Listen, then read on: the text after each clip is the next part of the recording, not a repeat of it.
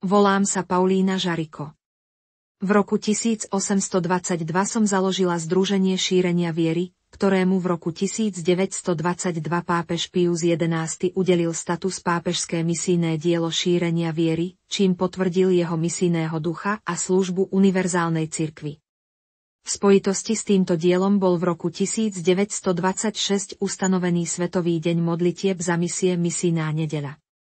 Mojou iniciatívou vzniklo aj Združenie živého ruženca, ktoré šíri rozjímavou modlitbou najdôležitejšie udalosti zo života Ježiša a Panny Márie.